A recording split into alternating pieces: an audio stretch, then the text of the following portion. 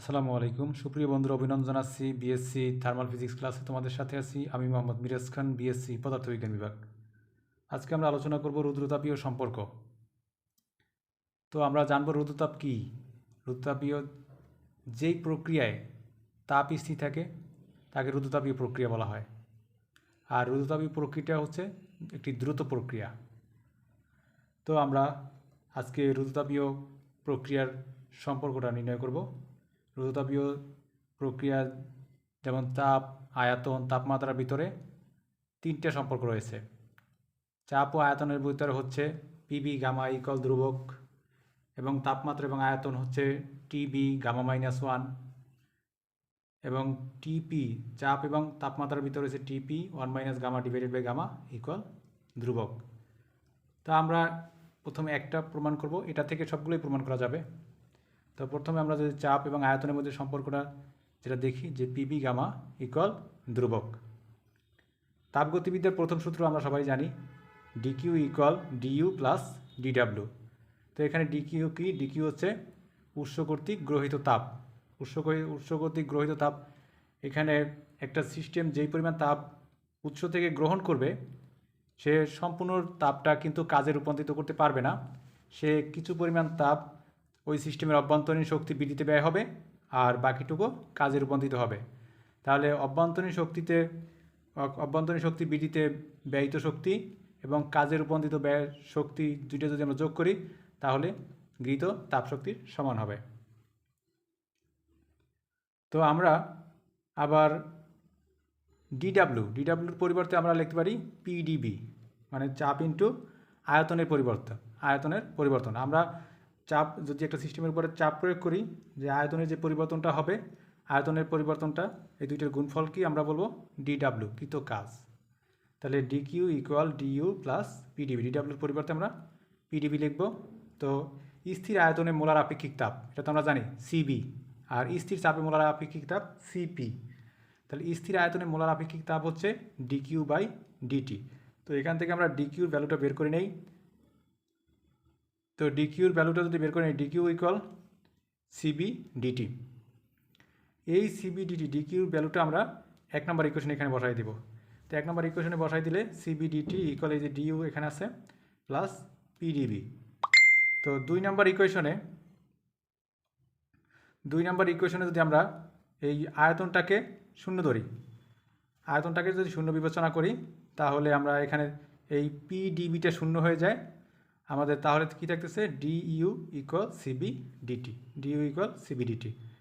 এখন এইটাকে আমরা 1 নম্বর ইকুয়েশনে বসাই দেব। ডিইউর ভ্যালুটা, ডিইউ সমান কত পাইলাম আমরা? CB DT. এটাকে আমরা বসাবো 1 নম্বরে, এখানে বসাবো। 1 নম্বরে বসাইলে আমরা পাই কি? DQ equal সিবিডিটি plus PDB. এই যে আমরা এটা লিখলাম ডিকিউ ইকুয়াল সিবিডিটি প্লাস পিডিবি। এটাকে আমরা 3 নম্বর ইকুয়েশন হিসেবে দিয়ে রাখলাম। তো আমরা প্রথমে কিন্তু রুদ্রতাপীয় প্রক্রিয়া আমরা বলছিলাম যে রুদ্রতাপীয় প্রক্রিয়াটা কি? রুদ্রতাপীয় প্রক্রিয়া হচ্ছে আমাদের যেই প্রক্রিয়ায় তাপ স্থির থাকে। তাপ স্থির থাকে মানে তাপের পরিবর্তনটা শূন্য। রুদ্রতাপীয় প্রক্রিয়া ডিকিউ ইকুয়াল 0। অতএব 3 নম্বর ইকুয়েশনে যদি আমরা ডিকিউর ভ্যালুটা যদি আমরা 0 বসাই এই জায়গাটায়, তাহলে আমাদের দেখো এই সেটে 0, তার মানে এই সেট থাকতেছে এই যে CB DT plus PDB equal 0। এটাকে আমরা 4 নম্বর ইকুয়েশন হিসেবে ধরে নিলাম। এবার আদর্শ গ্যাস সমীকরণ আমরা জানি পিবি ইকুয়াল আরটি। আদর্শ গ্যাস সমীকরণ। এখন এই আদর্শ গ্যাস সমীকরণটাকে আমরা ডিফারেন্সিয়েশন করব। এই সাইডে উভয় সাইডে ডিফারেন্সিয়েশন করব। পিকে স্থির রাখবো ইউবি নিয়মে, পিকে স্থির রাখবো, বিকে ডিফারেন্সিয়েশন করব। তারপরে বিকে স্থির রাখবো, পিকে ডিফারেন্সিয়েশন করব। তাহলে ইউ ডিডিএক্স, আমরা তো ইউবির সূত্র জানি, U DDX B plus B DDX U. তো সেই অনুসারে ইউকে স্থির রাখলাম, বিকে ডিফারেন্সিয়েশন করলাম, প্লাস বিকে স্থির রাখলাম, ইউকে ডিফারেন্সিয়েশন করলাম, ইকুয়াল আর এখানে আর তো মোলার গ্যাস দ্রবক, এটা যেহেতু একটা কনস্ট্যান্ট 3.14 এরকম একটা ভ্যালু আছে। তো এই যে আর এর যে ভ্যালুটা, আর হচ্ছে মোলার গ্যাস দ্রবক, আর এই যে তোমার টিটা হচ্ছে কিন্তু ভ্যারিয়েবল, তাহলে টিটাকে ডিফারেন্সিয়েশন করা লাগবে, আর এটাকে আরকে ডিফারেন্স করতে হবে না, কারণ এটা ধ্রুবকের ডিফারেন্সিয়েশন শূন্য।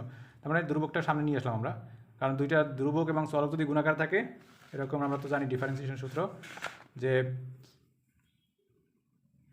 সিএক্স, এটা যদি আমরা ডিফারেন্সিয়েট করি ডিডিএক্স সিএক্স স্কোয়ার আমরা দেই, তাহলে এটার আমরা কি করতাম, ধ্রুবকটা সামনে নিয়ে আসতাম, C D by DX X square.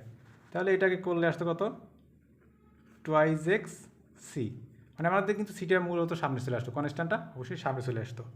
তাহলে সেই অনুযায়ী কিন্তু এটাকে যদি আমরা ডিফারেন্সিয়েশন করি তাহলে আরটা যেহেতু ধ্রুবক এটা সামনে চলে আসবে আর এটাকে ডিফারেন্স হয়ে যাবে। এখন এখান থেকে আমরা ডিটি এর ভ্যালুটা বের করবো। তাহলে ডিটি এর ভ্যালুটা যদি বের করি তাহলে আর দ্বারা এসে ভাগ হয়ে যাবে, আর দ্বারা ভাগ হয়ে গেল। এখন এই ডিটি এর ভ্যালুটা আমরা 4 নম্বর ইকুয়েশনে বসাবো, এই জায়গাটায় 4 নম্বর ইকুয়েশনে বসাবো।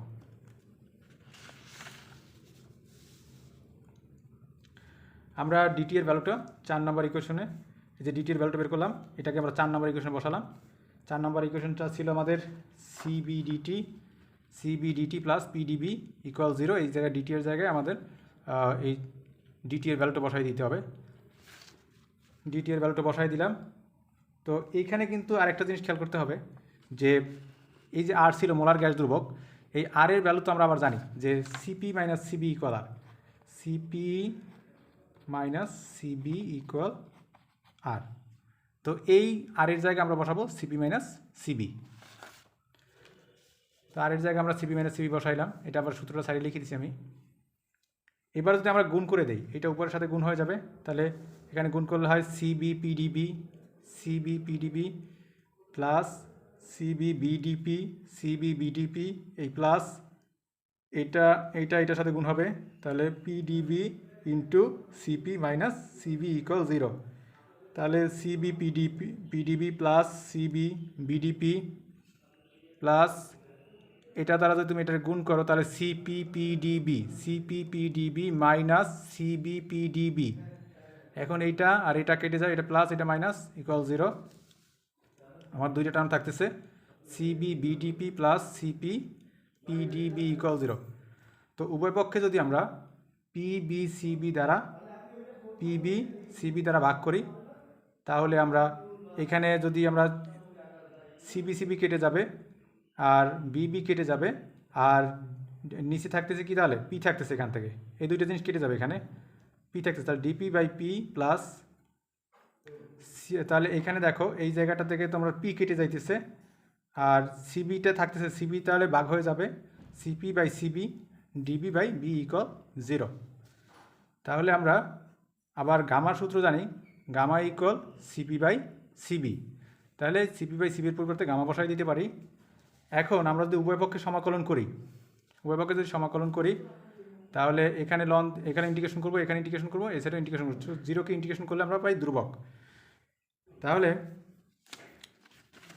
ইন্টিগ্রেশন করলে আমরা এই ডিপিটা সাইডে নামাই নিয়ে আসলাম আর 1/p লিখলাম।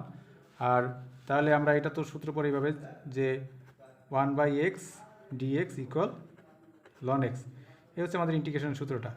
এই সূত্রটায় পরে যে integration 1/x dx equal ln x, যেহেতু অনির্দিষ্ট যোগস প্লাস সি লিখে দিতে পারো। তাহলে এটাকে করলে আমরা পাই ln p, যেহেতু চলক হচ্ছে p তার ln p, আর এটাকে করলে আমরা যে গামাটা আছে আর এটাকে করলে আমরা পাই ln b, আর এই 0কে করলে আমার আসে কনস্ট্যান্ট আসবে, সেটা ln হিসেবে, ln k এটার ভ্যালু কিন্তু 0, তাহলে 0 পরিবর্তে আমরা লিখতে পারি ln k। তো এখন এই লনের বেস কোথায় যাবে, পাওয়ারে, তাহলে লনের বেস যাবে পাওয়ারে। দেখো এখন দুইটা লন যোগ আকার আছে, যোগ থাকলে কী হবে, গুণ হবে, তাহলে পিবি আর এই বেসটি কিন্তু পাওয়ারে চলে গেল, তার মানে লন পিবি গামা ইকুয়াল, আর এই যে লনকে উভয় পক্ষ থেকে লন বাদ দাও, তাহলে PB gamma equal constant, PB gamma equal ধ্রুবক, যেটা হচ্ছে রুদ্ধতাপীয় প্রক্রিয়ায় চাপ এবং আয়তনের মধ্যে সম্পর্ক। সুপ্রিয় বন্ধুরা, পরবর্তী ক্লাস দেখার আমন্ত্রণ জানিয়ে আজকে ক্লাস এখানে শেষ করছি। আল্লাহ হাফেজ, আসসালামু আলাইকুম।